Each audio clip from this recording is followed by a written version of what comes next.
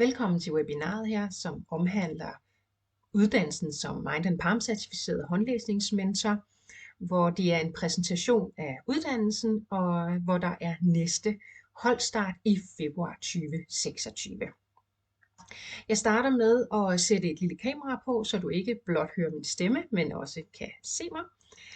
Så sætter vi lige det på her. Sådan. Tak fordi, at du ser med her. Jeg går ud fra det, fordi du har en interesse inden for håndlæsning, og en interesse i forhold til at høre nærmere om uddannelsen. Så lad os egentlig bare stille og roligt starte op. Som sagt, som jeg allerede sagde, det næste hold starter i februar 26 og fortsætter frem til januar 27. Så lad os lige se lidt nærmere på det. Jeg starter med at skrive her, hvorfor dette webinar. Det er jo fordi, jeg gerne vil fortælle om uddannelsen her, så du, der sidder derude på den anden side af skærmen, kan gå ind og mærke efter i din mavefornemmelse, om det her kunne være noget for dig. Jeg lover dig, jeg skal nok lade være med at kede dig en hel masse omkring mig. Nu er det første punkt her en kort præsentation af din underviser. Men jeg vælger på næste slide alligevel at fortælle en lille smule om mig selv, og det er, fordi så har du en idé om, hvis det er, at du har lyst til at komme med på næste hold, hvem det er, din underviser er. Måske kender du mig, måske kender du mig ikke, så der kommer jeg lige til at fortælle lidt om mig og min baggrund for også at afholde uddannelsen her. Så gennemgår vi målet med uddannelsen, dit udbytte og hvad du kan hjælpe andre med. Jeg gennemgår opbygningen af uddannelsen, hvilke fordele der er, moduler og indhold, og så er der noget rent praktisk til sidst. Så lad os lige springe videre. Som sagt, jeg hedder Lisbeth Storm, og jeg er indehaver af firmaet Mind and Palm by Lisbeth Storm. Jeg er kiromantiker, uddannet som håndlæser, det er jo sådan mere i daglig tale, og jeg tolker af blindtegninger. Jeg plejer faktisk at kalde mig linjenørd, fordi jeg elsker at nørde ned i håndens linjer. Jeg synes, det er så fantastisk et håndværk. Ja, det kan vi jo godt kalde det. Derudover i min virksomhed, så udover at arbejde med håndlæsning og blindtegninger, så har jeg også en uddannelse som avanceret hypnoterapeut og angstterapeut. Så det vil sige, at man kan sige, at jeg har 2 ben i virksomheden. Det ene er håndlæsningen og blindtegningerne af mine kursister, og det andet er den terapeutiske del. Derudover så er jeg uddannet holistisk mentor, jeg er NLP practitioner og har taget noget coachuddannelse. For mange år tilbage, da hele min spirituelle rejse den startede, jamen der tog jeg en healeruddannelse og arbejder også med nepalesiske klangskoler. Min civile baggrund, før at jeg egentlig sprang ud i hele den her selvstændige verden, jeg er fuldtidsselvstændig og har været det siden 2019. Jeg har haft mit firma i 13 år, tror jeg nu, men har haft kørt det sådan med nogle deltidsjob til en start, men som sagt i 16 gik jeg fuldtidsselvstændig. Jeg vil lige skynde mig at sige, at jeg sidder her i min klinik i Kolding, og jeg har en lille hund, der ligger hernede og snorker, så hvis du hører lidt lyd i baggrunden, så er det bare min lille klinikhund, der snorker lidt med. Nå, men min civile baggrund, det er blandt andet, at jeg har en uddannelse i Human Resource og personanalyser, og det bruger jeg faktisk også rigtig meget i forhold til selve personlæsning i håndlæsning. Man kan trække rigtig mange paralleller. Det kan være, at du sidder og kender nogle af de her analysemodeller, diskprofilen eksempelvis, eller enagrammet. Der er flere, men der kan du trække rigtig mange paralleller op i forhold til håndlæsning. Og det er så spændende. Det er virkelig noget, som jeg synes er meget, meget interessant. Derudover så har jeg også arbejdet flere år inden min uddannelse i Human Resource som lægesekretær, og jeg har været projektsekretær i Sundhedsstyrelsen. Så jeg bor i Kolding, jeg har klinik i Kolding, og når vi kommer lidt længere hen i webinaret, så vil jeg fortælle lidt om, hvornår vi skal mødes fysisk også til fysiske moduler, og det vil blive afholdt her i Kolding. Men lad os prøve at gå lidt videre igen. Målet med uddannelsen. Som jeg skriver her, den her uddannelse er ikke, og det er skrevet i citationstegn, fordi det er ikke negativt, men jeg skriver, det er ikke blot en traditionel uddannelse som håndlæser, fordi den er så meget mere end det. Fordi Da jeg valgte at lave uddannelsen her, så ønskede jeg at krydre den med både det allermest powerful og, jeg har lyst til at sige det her, nørdede fra håndlæseruddannelsen med en masse teori og praktisk, men kombinerede den med holistisk mentoring og spiritualitet. Sådan så også, som jeg skriver her, ja, du kommer til at læse hænder ned i mindste detalje, altså nørde fuldstændig ned i det. Men du lærer altså også, hvordan du giver det videre på en meget givende måde til din klient. Det vil sige, at det ikke bare er linjerne, der er ikke noget, der er bare, men du ser mere end det. Du lærer altså også, hvordan du på et dybere plan kan se, hvilke muligheder, der ligger i din klients hænder, og i virkeligheden også i dine egne. Min historie, altså håndlæsning, det ændrede mit liv, og det kan godt lyde lidt stort, men det gjorde det virkelig.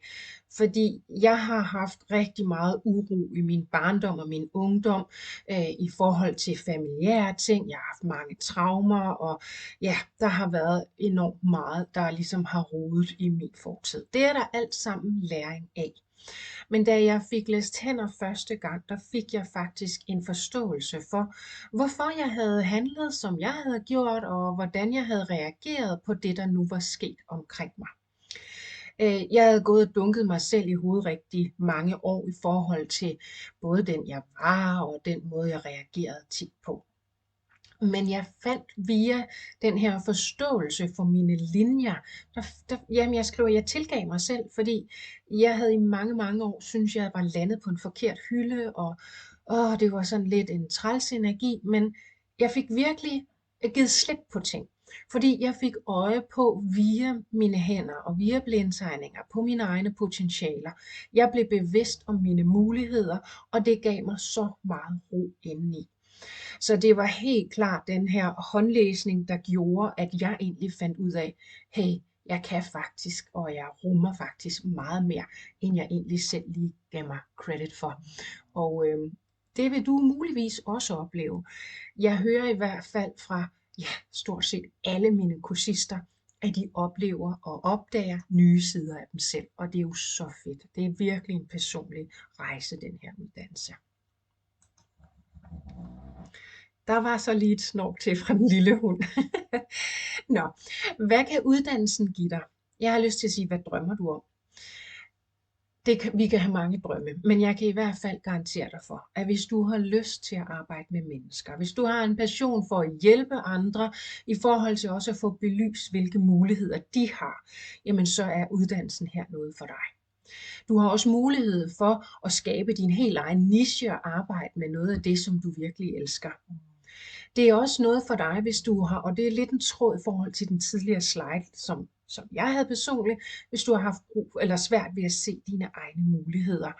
Så der får man altså virkelig kigget ned i bunden af sig selv også, har jeg lyst til at sige, hvor man får gravet dybt og ser en masse muligheder og potentialer. Så du får altså en dybere forståelse for dig selv, men du lærer faktisk også dine fremtidige klienter, eller du giver dem indsigter, sådan så de faktisk også kan få øje på, hvis de går og spænder ben for dem selv. Og det er jo det, der er så fantastisk givende ved det her, fordi det belyser rigtig mange ting. Og ved uddannelsen her, så skriver jeg altså, at du får en dybdegående metode til at synliggøre og tolke håndens signaler og budskaber. Det er et meget dybdegående materiale, det her uddannelsesmateriale, så du får virkelig en uddannelse med kød på. Du får også viden om, hvordan du kortlægger en persons vej frem til, hvor vedkommende er nu. Det vil sige, at du kommer til at lære os at læse, hvad det er for nogle mønstre, hvad det er for nogle skridt, vedkommende har gået i sin fortid og frem til det nuværende tidspunkt, hvor man er. Du kommer også til at lære at tolke, hvilke energier, der er vigtige fremover. Det er ikke en spådomsuddannelse. Du lærer ikke at sidde og spå eller lægge noget ned over hovedet på folk. Når vi kigger i fremtiden, og ja, det gør vi både med linjerne, men også noget billedenergi, så belyser det muligheder. Men vedkommende er, og det har alle, vi har altid vores egen fri vilje til at handle på det. Nå. Det var allerede ved at stikke lidt af med mig, men jeg brænder sådan for den her håndlæsning. Øhm, Du vil også blive bevidst om, hvilke mønstre og linjer og energier, der skal på bordet for at hjælpe din klient bedst muligt videre. Og så bliver du håndværker i et ældgammelt fag. Men jeg har hvad skal man sige, krydret det også, som jeg sagde før, med fornyede og terapeutiske indgangsvinkler. Du lærer at spotte de energier og de linjer, der kan hindre din klient. Altså igen, der hvor man spænder lidt ben for sig selv. Og så skriver jeg til sidst, på den måde kan du både hjælpe dig selv og dine klienter med at gøre op med gamle mønstre, som kan forhindre i, at man vokser og udvikler sig, og ja, lever det liv, man gerne vil, og får fat i de ting, man ønsker sig. Så det vil sige også, som jeg også skrev her, du lærer ikke blot at læse hen af blindtegninger. Du giver også både dig selv og din klient redskaber på vejen videre, en forståelse for mønstre og værktøjer med ud af døren. Og når jeg skriver en plan over den videre vej, så er det jo ikke sådan, du decideret sidder og skriver en plan. Altså det er jo det, jeg også sagde før, du lægger ikke noget ned over hovedet på folk, men du giver klarhed og indsigter. Så kommer vi til det sådan rent praktiske med opbygningen af uddannelsen. Den her uddannelse, det er en kombination mellem online teori og fysiske træningsmoduler. Hver måned, bortset fra i de måneder, hvor vi mødes fysisk, og det skal jeg fortælle om senere, men ellers hver måned, så bliver der frigivet en video, eller faktisk er det 2, jeg vil sige et modul. Der kan godt være lidt varierende. De første moduler, der er lidt flere videoer, det er omkring blindtegningerne, men ellers så er det 1-2 videomoduler. Og når jeg skriver, det bliver frigivet, jeg kalder det online klasselokale, det er i virkeligheden mail, der ryger ind i din mailbox, og så kan du tilgå de her videoer. Der er også skriftligt teorimateriale, så du får det både på skrift og på videoer. Det frigives som sagt en gang per måned. Dernæst sådan cirka en uge eller noget af den stil, efter at du har modtaget teorimaterialet, altså modulet, i din mailbox, jamen så bliver der planlagt en månedlig live på Zoom, hvor der er sparring. Det er således, at hvis det er, du ønsker at komme med på uddannelsen, så kommer du ind i en lukket Facebook-gruppe, som, og det skriver jeg, ja, det er det, der kommer nu her forneden, som er vores fælles forum. Og der vil du altså også modtage løbende sparring, jeg skriver supervision og pep talk. Så det vil sige, at du har både Facebook-gruppen, som du kan spørge i, og det kan du gøre 24/7. Jeg lægger en stor ære i at svare hurtigst muligt. Så det vil sige, hvis du sidder eksempelvis med en blindtegning og har et spørgsmål, så kan du lægge blindtegningen op i Facebook-gruppen med dit spørgsmål, og så svarer jeg inden for 1-2 dage. I weekenderne holder jeg som udgangspunkt fri, og der kan selvfølgelig også være ferie, men ellers så er der altså en meget hurtig respons på dine spørgsmål. Og så er det, at derudover så har vi de her planlagte Zoom-sparringer, som er sparringer på et par timer. Og det er planlagt en gang om måneden. Jeg lægger en afstemning op i gruppen, og så ser vi på nogle tidspunkter. Undskyld. Hvis der er et tidspunkt, man ikke kan, jamen så prikker man mig bare på skulderen, fordi der er, og det vil jeg tillade mig at sige, hånden på hjertet, der er ubegrænset sparring her. Så det vil sige, at man kan altid prikke mig på skulderen med spørgsmål, og det er så vigtigt, at det skal du vide derude. Udover den løbende sparring i Facebook-gruppen og vores planlagte Zoom-sparringer, så er der 4 fysiske moduler, hvor vi træner det allerede til lærte. Derudover så har man mulighed for tilkøb af 3 workout-dage. Dem kommer jeg til lidt senere, dem skal jeg nok fortælle mere om. Man har også mulighed for personlig supervision eller sparring med mig per telefon eller ekstra Zoom af 30 minutters varighed. Det går jeg ikke så højt op i, men deromkring cirka, ikke? Og hver måned. Men det er helt op til dig, om du vælger at benytte dig af det. Jeg står til rådighed, men hvis du har brug for mere end det, der er planlagt, så skal du bare prikke mig på skulderen, og så skal du nok få det ekstra sparring. Og så får du selvfølgelig feedback på dine øveklienter undervejs i forløbet. For når du når lidt ind i forløbet, og det skal jeg nok guide og hjælpe med, jamen så skal du til at have øveklienter ind. Og der kommer jeg også til at hjælpe og give feedback på det. Så. Om det her er en uddannelse for dig, det skal du gøre op med dig selv. Fordi det er jo ikke en ren fysisk uddannelse, men det er heller ikke en ren online uddannelse. Det er en kombination. Og det er det, fordi at jeg oplever, at rigtig, rigtig mange af mine kursister er enormt glade for den her måde, strukturen er på.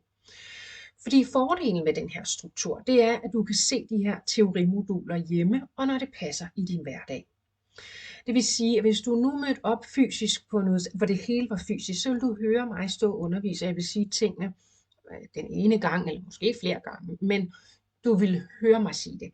Her har du det på video, det vil sige, at du kan høre det igen og igen og igen. Det vil sige, ja, du kan jo netop dykke ned i de her videoer, når du har tid og lyst, og i dit tempo med modulerne. Og du har adgang til det 24/7. Adgangen bliver ikke lukket, den har du også efter uddannelsen. Og så har du jo mulighed for netop, som jeg snakker om i den tidligere slide, mulighed for at modtage sparring af mig i det her lukkede forum sammen med dine medkursister. Så på den måde, så vil du altså modtage fuldstændig samme sparring, som hvis du mødte op til teori på fysiske teorimoduler. Det gør du jo også i den her uddannelse, men der er jo både online og det fysiske. Så vil jeg gerne gennemgå de her moduler. Og det er jo ikke sådan, at jeg sidder og fortæller fuldstændig ned i lille bitte detalje. Det er jo det, der skal have på modulet. Men jeg fortæller dig lidt om, hvad det er, indholdet er. Modul 1, det er velkommen til uddannelsen, og modul 1, det er simpelthen et Zoom-møde eller et Zoom-modul. Det bliver optaget, og det får du efterfølgende. Det er en velkommende introduktion til uddannelsen og forløbet her. Det er også en præsentation af hinanden, du og dine medkursister. Man kommer til at lære hinanden rigtig, rigtig godt at kende under sådan en uddannelse. Fordi altså linjerne, de lyver ikke, de fortæller rigtig meget. Både de sider, vi måske godt kan lide, men også nogle af de sider, som vi måske ikke synes er helt så fede. Men det er jo det, der gør, at man lærer og vokser så meget på sådan en uddannelse. Og netop, at man også lærer, hvordan er det egentlig, man kan styrke de her sider, man egentlig gerne vil arbejde med. Så, det kører lige på næsten. Så er der noget endnu dybere præsentation af indhold og struktur. Vi gennemgår, hvad certificeringen den indeholder, og så din rolle som håndlæsningsmentor. Både som studerende, men også efterfølgende. Og så er der også noget praktisk blindtegningsøvelse allerede på modul 1. Ikke at du skal kunne tolke den, men en øvelse, som jeg hjælper dig med at følge op på efterfølgende. Det næste modul, det lander dagen efter i indbakken.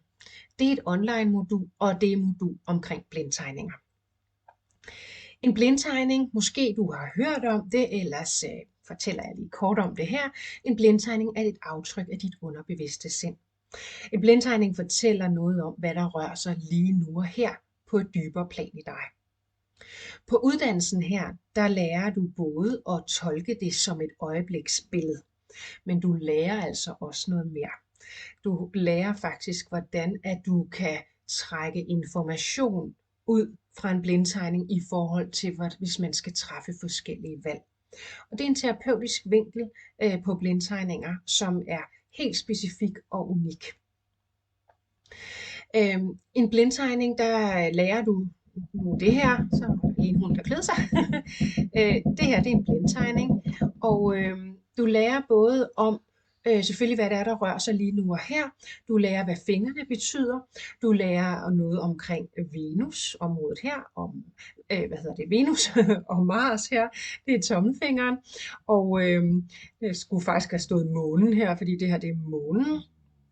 Du lærer også om fingerspidserne, hvad de betyder, hvordan de er tegnet, mellemrummene ned her. Du lærer, hvis der er rystelser, mærker eller sådan udposninger rundt på linjerne her. Der er nemlig bitte små detaljer i blindtegninger, og alt betyder noget. Et podium, det kan man også kalde et plateau, det er hvis to af fingrene er løftet sådan her. Der kommer vi også til at lære, hvad det handler om. Og så har vi noget, der hedder en radial og en ulnar side. Hvis du er sundhedsfaglig, så har du stiftet bekendtskab med de to begreber. Det arbejder vi også med i blindtegninger. Der er også noget omkring placering, hvor en blindtegning er tegnet på papiret. Det giver også en masse, og du lærer også noget omkring leddene og hvad de handler om. Så er der en masse symbollæsning i en blindtegning, og det er også noget, som man kan sige, det er virkelig det er der, hvor glasuren på kagen den bliver lagt på. Fordi der kan du også trække en masse frem i forhold til, hvad er det, der rører sig. Modulet her, modul 2, det er faktisk min, jeg har lyst til at sige, gamle workshop omkring blindtegninger. Og derfor, som jeg også sagde tidligere, hvor jeg sagde det der med 1 til 2 teorivideoer i hver modul, lige præcis blindtegningsmodulet har mange flere videoer, men det er lidt mindre videoer. Blindtegninger, det er og bliver mit hjertebarn. Det er så vildt et redskab. I øvrigt skal jeg huske at fortælle dig, at den måde modulerne er lagt op på, de er lagt op på den måde, altså den måde, de er struktureret uddannelsen, det er den måde rækkefølgen en håndlæsning hos mig foregår på. Og det er den måde, jeg ligesom, fodrer dig og giver dig en sessionsstruktur, sådan så når du efter en uddannelse går ud, hvis du vil udbyde håndlæsninger, så har du en meget, meget skarp og stærk og støttende sessionsstruktur, du kan starte op med, så kan du jo altid lave din egen struktur senere. Men det er jo blindtegninger.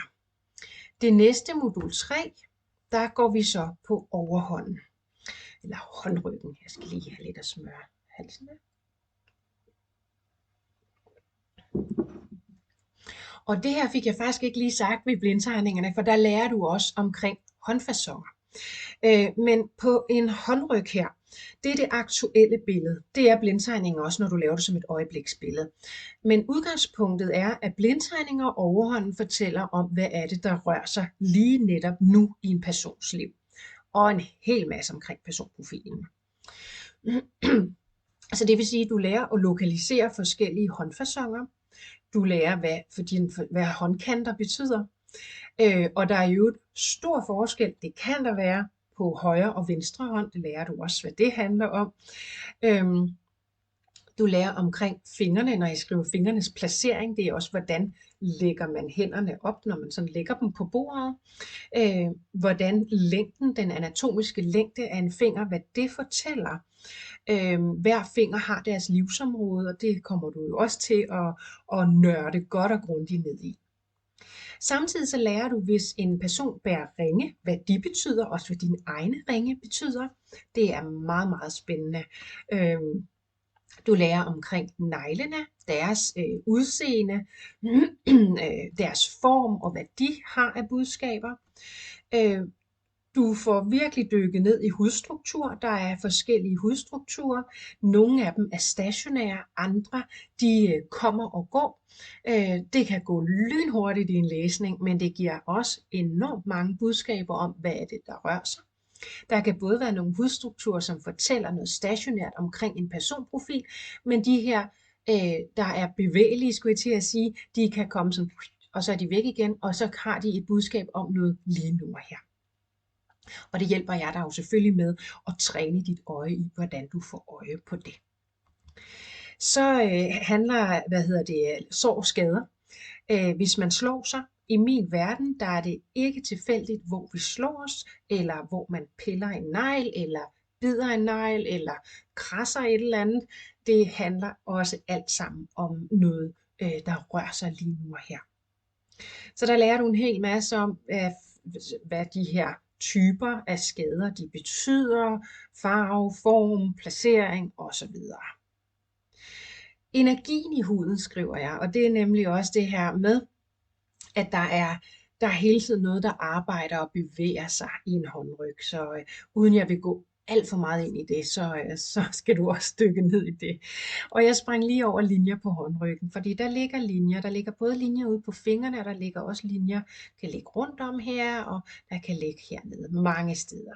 Og det vil du også blive introduceret til i modul 3. Og så skriver jeg kropssprog og indlægning på bordet, og det er fordi, at når man starter en håndlæsning, jamen så starter man med at lægge hænderne ind, altså med håndryggen op på bordet. Og der har jeg en specifik video, får jo også alt det her på skrift jo, med hvordan man lægger dem ind. Der kan nemlig være meget stor forskel på, hvordan folk lægger hænderne ind på bordet. Og der er også noget kropssprog i det. Så det er modul 3. Så skal vi have 4. Fordi i håndlæsningen, når så du har læst alt det aktuelle og meget omkring personprofilen, som jo overhånden, det kan du også se endnu mere om herinde. Og det er vigtigt at sige, og det vil du høre mig sige rigtig mange gange, hvis du hopper med på uddannelsen her, at selvom vi tager nogle specifikke linjer frem og siger, at det her, det fortæller om en personkarakteristika hos dig, så kan der godt være linjer inde i hånden, hvor nogen skruer op for den egenskab, eller nogen dæmper dem. Og derfor er håndlæsning så fantastisk spændende, og det er så dybdegående, fordi der er mange nuancer i det. Det er virkelig et puslespil. Nå, men når vi vender hænderne, sådan her, så har vi 4 store linjer i hænderne, og modul 4 handler om 2 af de store linjer. Det handler også om en generel introduktion til linjer, de store linjer. Du lærer om, hvad betyder lige linjer, hvad betyder snoede linjer, hvad betyder dybe linjer, hvis de ligger lidt mere fint i hånden. Og så lærer du om livslinjen. Livslinjen, det er den, der løber rundt her omkring tommelfinger, du har den på begge, og du lærer om hovedlinjen, det er en linje, der ligger her og løber, enten kan den løbe derned, den kan også løbe mere lige. Livslinjen handler om din barndom i den ene hånd, og det voksne liv i den anden. Livslinjen handler ikke om livslængde, det er ret vigtigt at sige. Det er simpelthen, det tror jeg ikke på overhovedet, man kan se. Det kommer du til at høre meget mere om på uddannelsen, men man kan se livsenergi. Og det jeg mener med det, det er, hvad energi lægger man i sit liv. Hvordan er ens livsglæde? Hvordan er dynamikken? Har man tendens til at køre sig selv lidt hårdt? Eller hvad er man egentlig for en person? Hvor meget livsnyder er man? Man ser også i livslinjen, om der er plads og rummelighed til familien, eller om man er lidt mere enspænder. Det er nogle af de ting, vi kan se i livslinjen. Du lærer lidt senere i forløbet her at tidsinddele de store linjer. Det er rigtig vigtigt for mig at sige. Du får en teknik til, hvordan du tidsinddeler efter alder. Og så kan du faktisk se meget specifikt i tidsaldre i ens liv, hvad det er, der har rørt sig på de forskellige linjer. Og selvfølgelig, hvad der ligger lige nu i ens øjeblik, men også hvad der potentielt ligger foran en. Hovedlinjen, det er arbejde og karriere. Grund til, at den hedder hovedlinjen, er også, fordi den handler om, hvordan man mentalt og praktisk tænker sine praktiske skridt, sine mentale skridt i livet. Der lærer du at kortlægge, hvad er det for nogle ting og energier, der er vigtige i ens arbejdsliv. Hvordan vil man gerne gå sit arbejdsliv? Hvor ligger ens evner og talenter? Man er aldrig låst af linjerne, men linjerne, der hvor de løber hen i hånden, vil de gerne have fat i de ressourcer. Så derfor med hovedlinjen, som er arbejde og karriere, der kan man faktisk se nogle ting om, hvor er der nogle ting, som ligger til højre benet for en. Følgelinjer på disse, det var faktisk lige noget af det, som jeg egentlig var ved at starte op med før, at når vi tidsinddeler, så vil man kunne se, der kan ligge sådan nogle små grene ud fra linjerne, og det handler om muligheder og åbne døre. Meget mere om det, hvis det er, du hopper med på uddannelsen. Ups, nu fik du lige alle slicene der. Nå, modul 5, der går vi videre i de næste af de store linjer. Vi har hjertelinjen. Hjertelinjen, den ligger herude og løber op. Det er den øverste, der ligger heroppe. Der lærer du også, hvad den handler om. Det er følelser, det er kærlighed. Når jeg siger relationer, så er det jo ikke, fordi vi læser ikke tredje person, men man kan godt se perioder, hvor der har været relationer inde, hvornår har det været vigtigt. Man kan også se ens kærlighedssprog, har jeg lyst til at sige, altså om man er en person, der gerne giver kærlighed, modtager kærlighed via kys og kram og romantik, eller man hellere vil slå græsplænen og mere praktisk orienteret og ligesom vise, at man elsker sin partner ved det. Altså, så det fortæller rigtig meget om ens kærlighedsmønstre og sprog, blandt andet. Skæbnelinjen, den ligger enten hernede og løber op, den kan også starte her, og den kan faktisk også starte her. Skæbnelinjen kan du godt have mange af, selvom det hedder de 4 store linjer, så kan skæbnelinjen godt ligge i flere lag. Skæbnelinjen er sådan set lidt den anden mønt, eller den anden side af mønten fra hovedlinjen, fordi skæbnelinjen handler om, hvordan bliver man glad af sine skridt i livet. Der er også nogen, der kalder den lykkelinjen. Og det jeg mener med det, det er, vil man gerne gå den lige vej.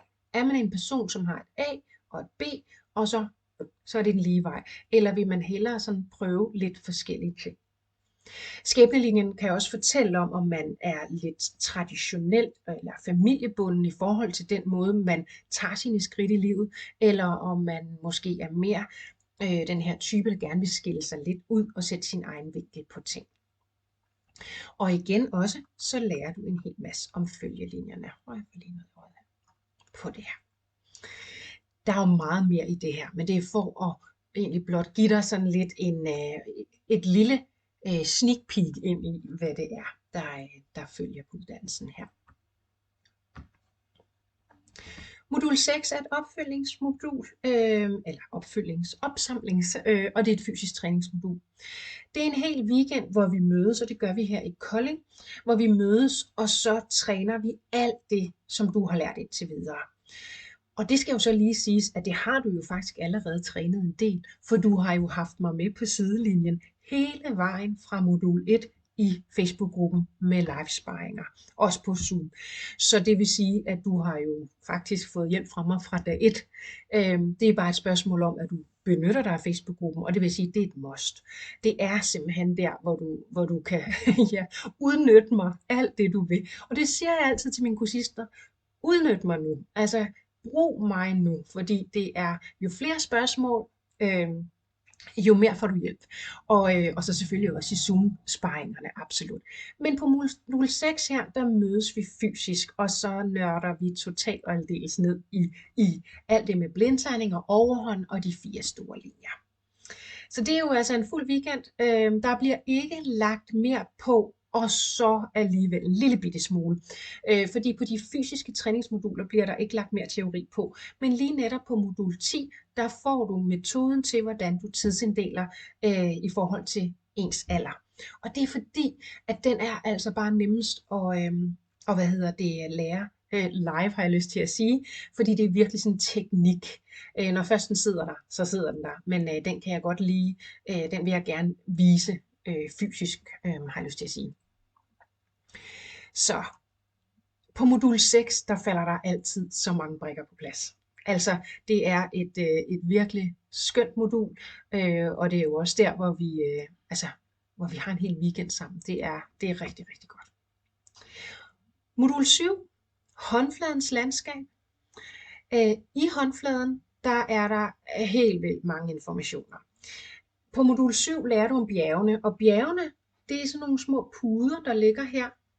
Hvis jeg gør sådan her, så kan du kan måske godt se dem, men det er faktisk nemmere, hvis du selv lægger din hånd sådan, og så kan du sådan se, der er sådan nogle små huler, der ligger op. De ligger forskellige steder under hver finger og lidt forskudt, og så ligger de også andre steder i hænderne. Bjergene, det er energidepoter, og de kan ændre sig i løbet af en dag, og der lærer du selvfølgelig, hvad de betyder. Der er også små linjer på bjergene, og dem får du selvfølgelig også en hel masse viden om. Linjer og tegn i hænderne, det er sådan måske lidt, hvad skal man sige, det er jo ikke så specifikt, men det er simpelthen fordi, at der er så mange linjer og så mange fine tegn, og dem bliver du præsenteret for alle sammen. Så er det, som jeg skriver, den der tidsinddeling af linjerne, aldersopdeling.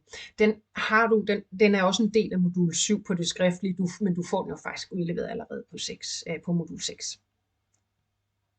Så du lærer det der med aflæsning af alder og tid i hænderne, og så lærer du noget omkring nogle kvadranter i hænderne, hvordan du kan ligesom dele hånden op.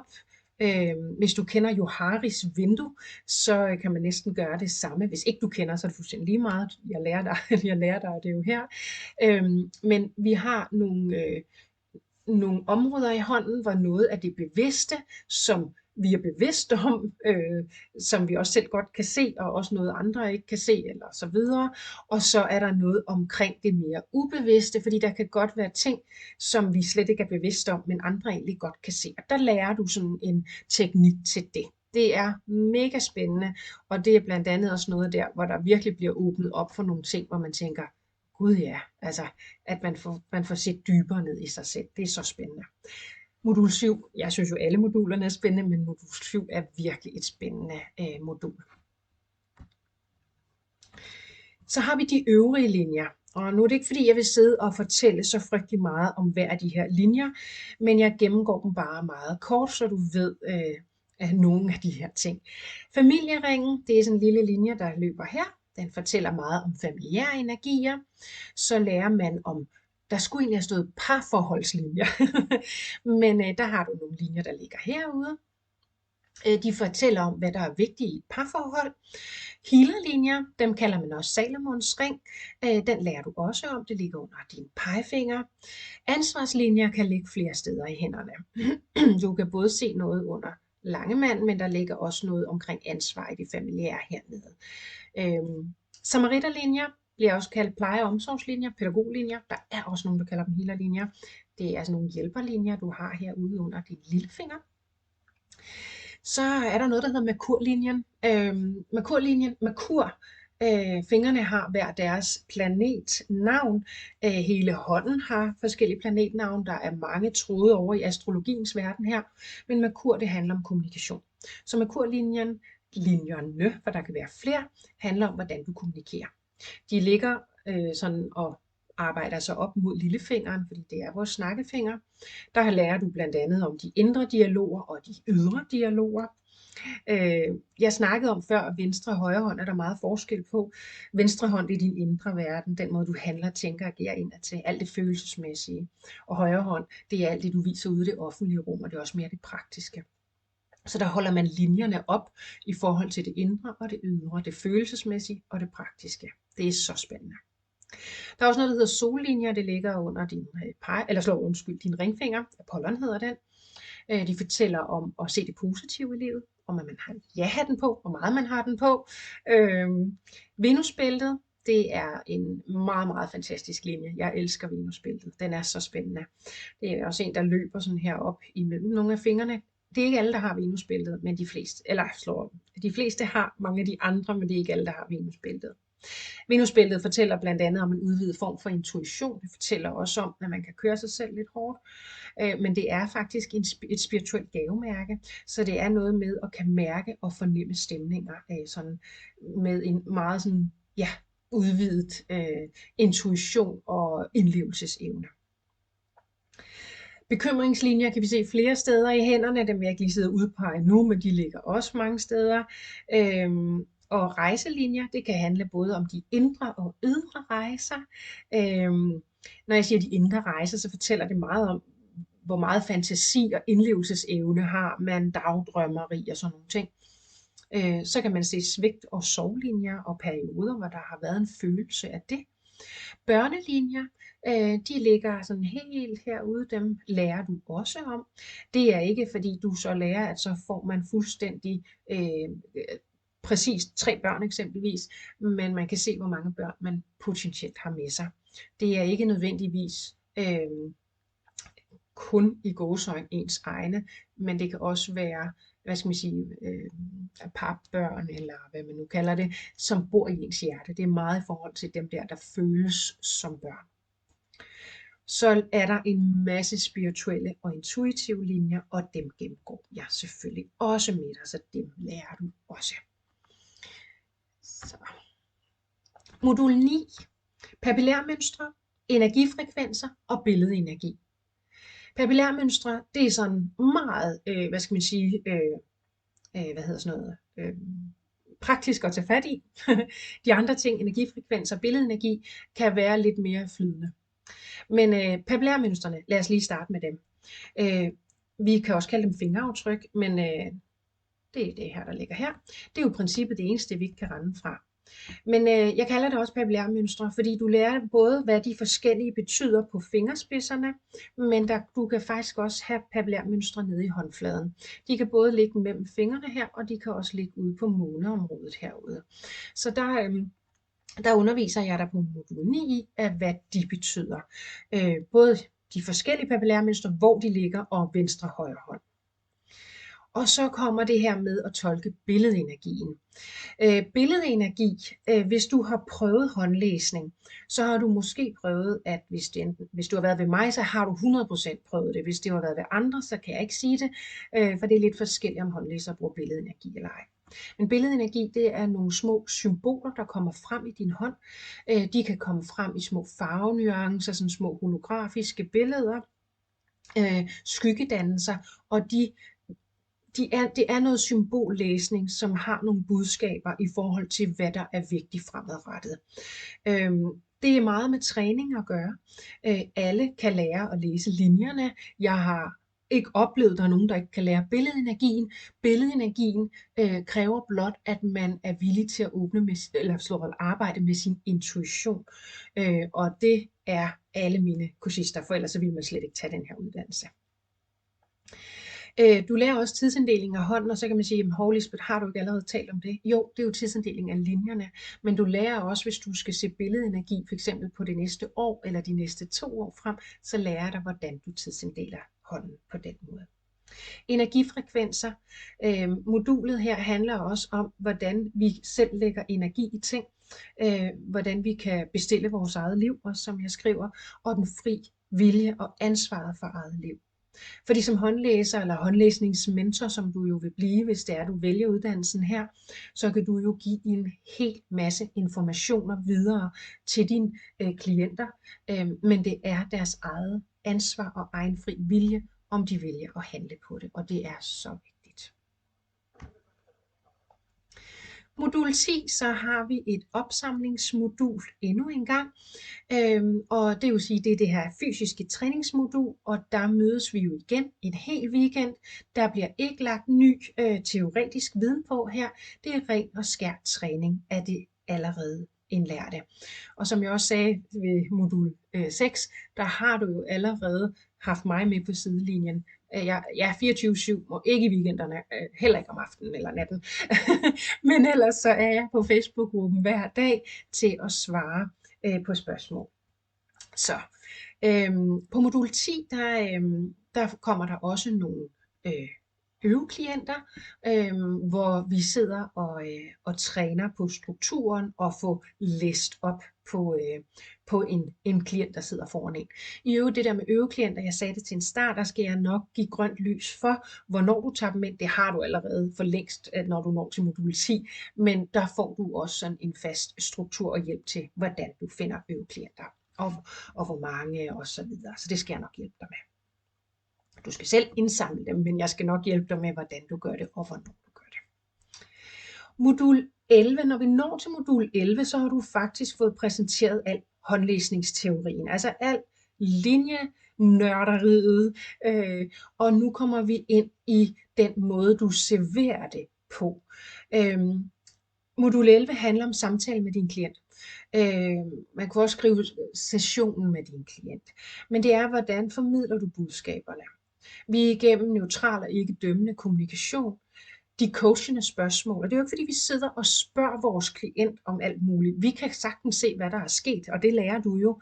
Der kan godt være nogle ting, og det er derfor, det hedder en håndlæsningsmentoruddannelse, som man har brug for at gå dybere ned i. Og der får du noget undervisning i de coachende spørgsmål. Du får også undervisning i, hvordan du spotter begrænsninger og overbevisninger. Og i modulet her, der lærer du, og jeg giver en hel masse eksempler på, hvilke spørgsmål klienten måske har, hvilke overbevisninger du kan spotte, eller begrænsende overbevisninger. Og så lærer du helt specifikt, hvad er det for nogle linjer, du finder svaret i. Så modul 11, der bliver det virkelig flettet sammen i forhold til, hvilke linjer, det har du allerede lært, men her der kommer ligesom, der bliver det sat sammen det hele, hvor du finder de her svar, eller vejledning jo til din klient. Modul 12. Modul 12 handler om spiritualitet, læsning, etik og moral. Og der kan man jo sige, det er jo sådan set min etik og moral, som jeg giver videre til dig. Jeg har en faglig etik og moral, som jeg taler til mig. Jeg kan kun give det videre til dig, og så bygger du selvfølgelig din egen op. Men modul 12 handler også om spiritualiteten og styrkelsen af den intuitive energi. Vi gennemgår din energi kontra din klients energi, meget vigtigt. Og så som sagt det her etik og moral. Og så det at være håndlæser, alternativ behandler, det vil jeg gerne klæde dig på til. Det kan godt være, at altså, uddannelsen her henvender sig jo både til, hvis man er fuldstændig grøn, har jeg lyst til at sige, vi slet ikke, at man har arbejdet med spiritualitet, eller er selvstændig, eller har klinik. Det behøver man overhovedet ikke have. Alle kan være med. Alle kan være med. Så jeg klæder dig på til, hvordan kan du egentlig bygge det her op. Ikke også? Så det kan også være, som sagt, hvis du sidder og allerede har klinik, så har du måske fuldstændig styr på det, men så kan du måske lade dig inspirere eksempelvis. Men det er modul 12. Modul 13, der mødes vi, og der samler vi op, og det er fysisk træningsmodul. Og det er en lørdag, og om søndagen, det er modul 14, der er det eksamen og certificering. An på antal deltagere på holdet, kan det godt være af eksamensmodulet, at det bliver sådan delt op over 2 dage.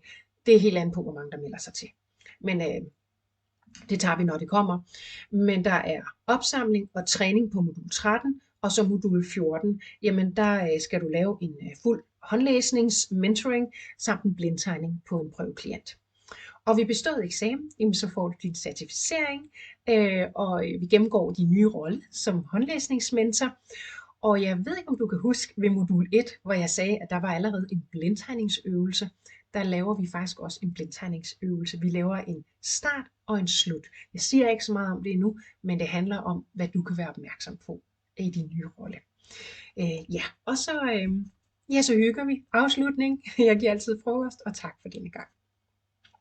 Det er sådan rent praktisk modulerne. Men der er jo også noget andet praktisk, som vi jo ikke kan komme udenom. Så lad os kigge på det. Pris og tilmelding. Og early bird er der også mulighed for. Uddannelsen som håndlæsningsmentor koster 21.000, og det er inklusiv moms. Der er mulighed for ratebetaling, og man betaler altid 2.000 ved tilmelding til uddannelsen, og derefter 10 rater fra uddannelsen starter og 10 måneder frem, med en rate af 1.900 kroner. Det falder til den første, sender jeg en faktura ud, så man så kan gå ind og betale. Hvis det er, at du kunne tænke dig at benytte dig af Early Bird, og der har jeg faktisk sat Early Bird til, hvis du tilmelder dig inden den 31. december 2025, så der har du faktisk et stykke tid. Der kan du spare 3.000, og så får du altså hele uddannelsen for blot 18.000. Og jeg vil tillade mig at sige for blot 18.000, for det er en omfattende uddannelse det her. Du får altså rigtig, rigtig meget for pengene. Så som sagt, så har du mulighed for at lave den her besparelse. Det er selvfølgelig helt op til dig. Igen, hvis det er Early Bird, der tilbyder jeg også ratebetaling. Igen 2.000 kroner falder ved tilmelding til uddannelsen, og derefter 10 rater fra vi starter og 10 måneder frem til 1.600 om måneden. Så har jeg lidt her. Vi starter den 2. februar. Det er simpelthen startdatoen. Det er ved det første modul 1. Så er det jo, og jeg vil anbefale dig, hvis du kan mærke, at det her kalder på dig, så gå ind og læs kursusbeskrivelsen i detaljer i forhold til de forskellige moduler på min hjemmeside. Fordi der er også dato for, hvornår de online modulerne de falder. Som udgangspunkt så er det den første tirsdag i hver måned, der lander der den her mail med et modul teori, videoerne, plus det fysiske, det skriftlige teorimateriale. Men vi har jo også de her fysiske moduler, og nu sagde jeg til dig tidligere, at der var det her med de her workout-dage. Dem har jeg lige markeret med lidt guld her, eller sådan gul, eller hvad vi nu skal sige. For de fysiske moduler, det er dem, jeg har gennemgået med dig nu. Modul 6, modul 10, 13 og 14. Derimellem, så har vi 3 workout-dage. Jeg kalder dem frivillige workout-dage. Den 2. maj, den 29. august og den 28. november. De her workout-dage, det er, hvis du har lyst til at få noget mere fysisk sparring med mig og dine medkursister.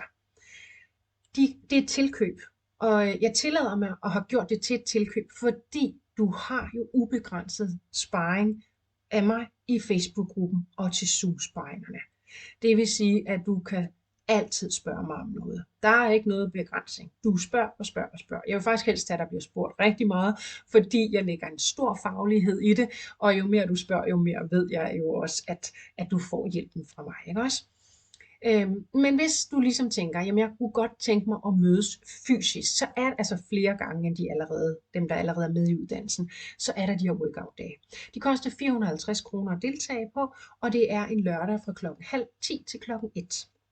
Og der træner vi, jeg har som sådan ikke noget program på de her workout-dage, der træner vi lige præcis, hvad du har brug for. Så det er en mulighed. Jeg har skrevet her ret til ændring og forbeholdes. Det tror jeg måske en enkelt gang i alle de år. Jeg har holdt den her uddannelse, vi har måttet flytte en enkelt workout-dag, fordi at der var simpelthen ikke rigtig nogen, der kunne den dato, men ellers så ligger de her datoer fast. Så det er simpelthen datoerne, og så som sagt datoerne for teorimaterialet, hvornår det lander i din mailbox, det kan du finde inde på min hjemmeside. Så har jeg sådan lidt, spørgsmål, som du måske kunne sidde med. Kan man virkelig læse hænder på den her måde? Kan man virkelig læse hænder ved, at det er en kombination af online og fysisk? Og der vil jeg bare tillade mig at sige, ja, det kan man. Det er de kursister, jeg har haft på min sidste hold, det er de altså et levende bevis for. Så din store fordel, det her er, og det er jo an på, hvilken person du er. Men hvis du er med til det her med, at det er fedt, at du kan høre teorien igen og igen og igen ved videoerne, så er det jo en kæmpe fordel. Mange af mine tidligere kursister, de siger, at de har haft lyttet til mig, hvis de har været ude at gå ture, eller ja, hvad som helst derhjemme, sådan så de hele tiden sådan har kunne høre den der teori, og det har folk været rigtig glade for. Derudover så har du mig jo med på sidelinjen hele vejen igennem uddannelsen. Både på Facebook jo, men også til sparring og lives.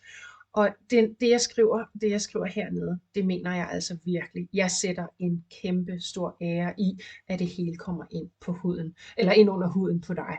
Fordi når du er færdig, så er din succes min succes. Og jeg vil give dig den aller bedste og største mulighed for at kunne komme ud og arbejde med kiromantin, hvis det er det, du ønsker dig. Mister jeg ikke noget ved, at det ikke er en fysisk uddannelse? Nej, det gør du ikke. Men det er også, som jeg skriver, som jeg også har sagt til dig, selvfølgelig er det helt an på, hvad det er, den enkelte foretrækker. Men jeg garanterer dig for, at der er masser af nærhed, pep-talk og energi i den her skønne og lærerige uddannelse. Hvad nu hvis teknikken driller? Jamen, så finder vi ud af det. Du vil altid kunne tilgå modulerne, og skulle den drille, og skulle teknikken drille en dag, hvor der for eksempel er Zoom Live, så vil det altid blive optaget, og så vil det blive sendt. Nu har jeg skrevet blive lagt op i Facebook-gruppen. Det bliver det faktisk ikke. Det gjorde jeg til en start, men det bliver sendt på en mail til dig, så du har optagelsen. Så du vil ikke gå glip af noget. Det garanterer jeg dig for. Jeg har rigtig mange kursistudtalelser, og jeg vil anbefale dig igen, hvis du kan mærke, at den her uddannelse taler til dig, så vil jeg anbefale dig at gå ind og kigge på min hjemmeside og læse alle de her kursistudtalelser. For jeg kan sagtens sidde her og fortælle og forsøge at sige, jamen prøv at høre, det her, det er hvad jeg kan give dig, den her uddannelse, det er indholdet. Jeg er selvfølgelig begejstret for uddannelsen, men dem, der egentlig fortæller det allerbedst, er i virkeligheden de kursister, der har været på uddannelsen. Så gå ind og læs, hvad det er. Jeg har rigtig mange kursistudtalelser, og hvor de også fortæller meget dybdegående i forhold til deres oplevelser. Så det vil jeg anbefale dig.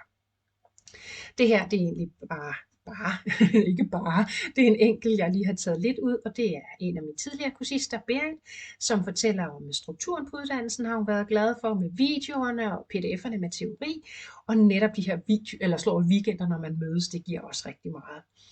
Og så er jeg jo super glad og taknemmelig for, at mange af mine kursister faktisk også er glade for den måde, jeg formidler og underviser på. Og som hun også skriver her, at det er en dejlig rejse på det personlige plan. Og det er det virkelig. Altså det er ikke bare en faglig uddannelse, teoretisk uddannelse. Man lærer virkelig meget omkring sig selv. Og det er jo også noget af det, der gør, at jeg er så begejstret for håndlæsning, som jeg er. Sidst, hvis du har spørgsmål, hvis der er noget, du vil spørge mig om, så skal du endelig bare tage kontakt til mig. Jeg vil altid gerne tage en snak med eventuelt mulige kursister, hvor jeg forklarer yderligere, hvis du har siddet og tænkt, det her det giver ikke lige mening, hvad var det Lisbeth mente med det her? Jeg bliver lige nødt til at vide, om jeg har forstået det her rigtigt med opbygning, så tager du endelig kontakt til mig. Så kan vi snakke sammen, og det er fuldstændig uforpligtende. Det blev en lang video, næsten en time. Ja, men så det vil du lære, og der vil du lære mig at kende, hvis du hopper med på, fordi at jeg er en ildsjæl for det her, og jeg brænder for det, så jeg kommer altid til at snakke lidt meget om det. Men det er jo mit hjertebarn, det er som den linjenørd, jeg nu er. Nå, men ved du hvad, tusind tak, fordi du kiggede med så langt, og som sagt, tag endelig kontakt til mig, hvis du har spørgsmål til uddannelsen. Ha' det rigtig godt. Hej hej.